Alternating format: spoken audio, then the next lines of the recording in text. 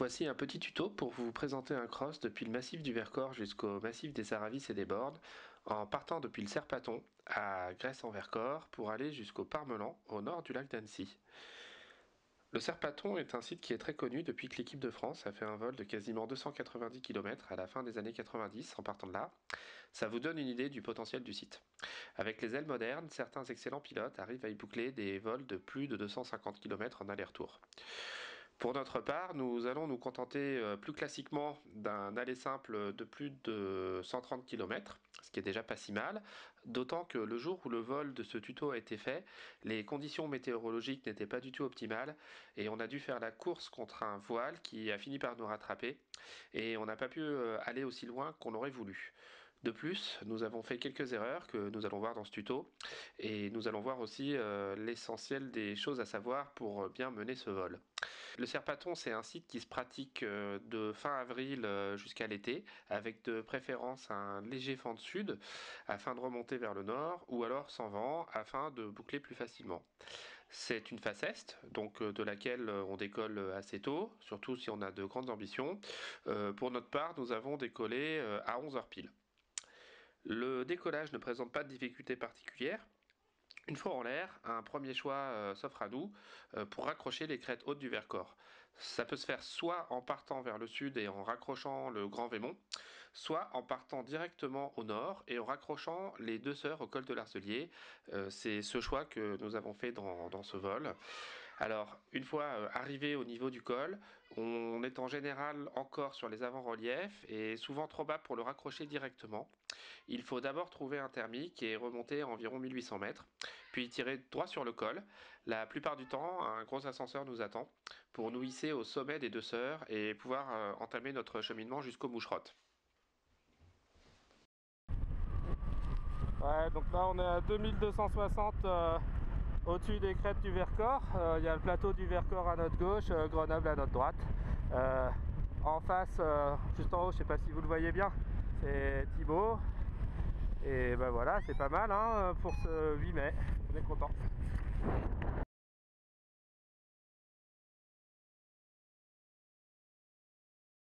Voilà, donc là on arrive aux Moucherottes à 2437, bientôt aux Moucherottes. J'espère que je vais passer dessus à 2003, ce qui m'évitera d'enrouler et me permettra de transiter directement sur Grenoble. Voilà, donc j'espère que ça va le faire. Voilà, donc là on est parti avec 2003 du Moucherotte et comme vous voyez, on s'apprête à transiter au-dessus de Grenoble. Et donc l'idée c'est de raccrocher derrière la Bastille au Rachet. Alors le problème c'est que quand même le ciel est bien bâché, donc c'est pas du tout gagné que ça le fasse. On verra bien.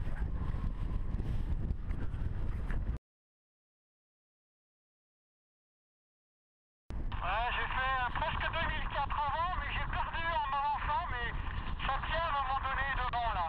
Là, je suis à 2000, là, au-dessus des avant-reliefs. Alors c'est important de partir de au moins 2300 mètres du Moucherotte, car c'est cette altitude qui vous garantit à peu près d'arriver de l'autre côté de la transition au moins à 1210 mètres, parce que en fait il y a la ZIT qu'il faut respecter, la ZIT de Grenoble, et sous peine de voir votre vol non validé par la CFD. Et à cette altitude-là, vous devrez raccrocher le rachet et puis pouvoir enchaîner ensuite sur le Saint-Hénard, en passant par les faces est ou pas, comme on va le voir. J'arrive décalé à droite du 53 à 1700. Alors au Saint-Hénard, arrivé au Saint-Hénard, j'ai fait une erreur en fait. Parce que j'ai continué sans assurer le plat. Je me suis dit, bon, il y a des ailes qui viennent de Saint-Île, ça a l'air de le faire. Et en fait, je me suis retrouvé dans les basses couches et ça a été extrêmement difficile d'en sortir. J'ai fini par en sortir à la combe du Manival. Mais ce qu'il aurait fallu faire, c'est arriver sur le Saint-Hénard, remonter tout simplement, assurer son plaf pour être au-dessus des crêtes. Et là, en fait, on se retrouve au vent parce qu'il y a souvent un peu d'ouest qui arrive à cette heure-là. Et là, on avait du sud-ouest ce jour-ci. Et comme ça, on chemine bien plus facilement donc vers la dent de Croll. Alors là, moi, ce que j'ai fait, c'est que donc je suis passé par le bas, je me suis retrouvé un peu moins de 1000 mètres, et puis il m'a fallu une bonne vingtaine de minutes pour sortir de la combe de Manival, où j'ai fini par trouver quelque chose qui m'a remonté à 1800 mètres, et j'ai pu arriver directement sur la dent de Croll, et là raccrocher donc les hauts reliefs des faces est de la Chartreuse, et puis là on est allé tout droit jusqu'au Granier.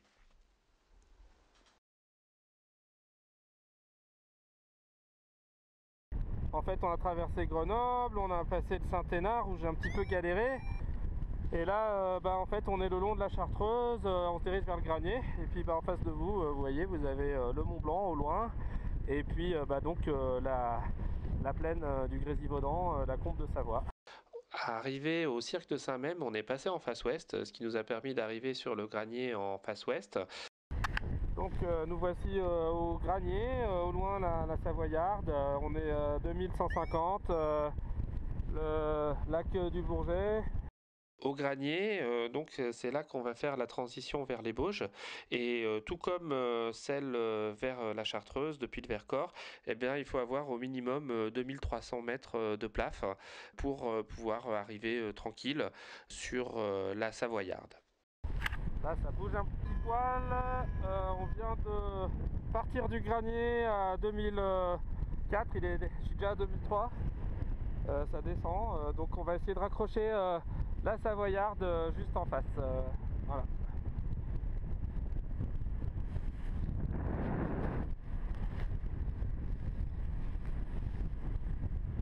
Ouais, donc Manu, le temps de quitter le Granier, ça fait que je suis à 2003, donc on va voir ce que ça donne. Je me dirige vers le Sinégal là. Le Sinégal, ce sont deux rangées d'arbres qui ont été replantées l'une au-dessus de l'autre à la base de la Savoyarde, et c'est ce point qu'il faut viser quand vous faites la transition, et ensuite remonter en thermodynamique la Savoyarde grâce à la brise du lac du Bourget. Donc là, voilà, on a transité sur la Savoyarde et maintenant on va sur le pic de la Sauge à 1850. Une fois arrivé au pic de la Sauge, il n'y a plus qu'à tirer tout droit vers le lac d'Annecy en passant par la Galope, le Grand Colombier, le Chabert et le Juliose, puis le Roc des Bœufs. Donc au loin le lac d'Annecy, la Galopa sous nos pieds et le Colombier entre les deux. C'est un peu turbulent.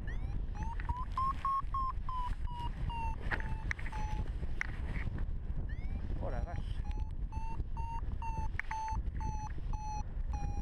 Deuxième erreur pour ce vol. Dans les Bauges, on peut se contenter d'un plaf à 2000-2100, ça suffit pour raccrocher le lac.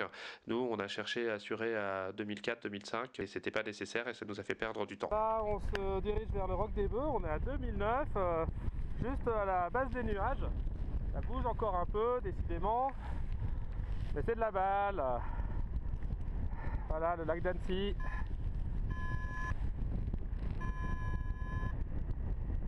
Le lac d'Annecy, les Aravis au loin.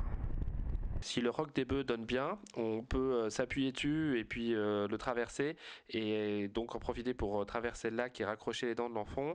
Malheureusement, c'était pas le cas ce jour-là.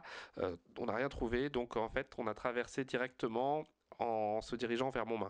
Voilà, là on est en train de traverser le lac avec Michel là, qui est juste en dessous de moi.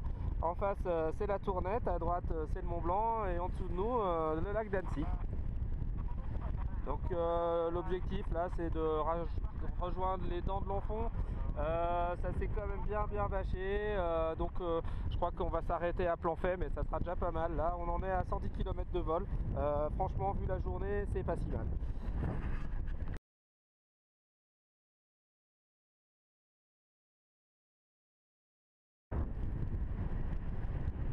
Voilà, bah là juste en dessous de nous il y a le décollage de Montmain.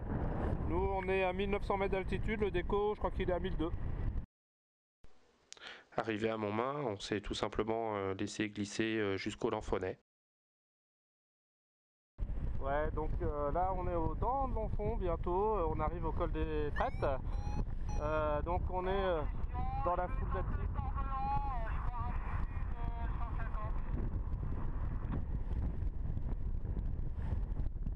Ouais, donc Christian est au dents de l'Enfant, il tente le Parmelan.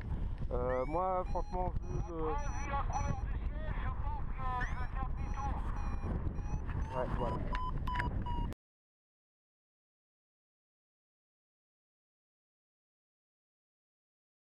Voilà, bah là on approche du Parmelan, ça sent la fin, donc on fait juste un touch sur le Parmelan et puis après on repart en direction de Planfait pour se poser.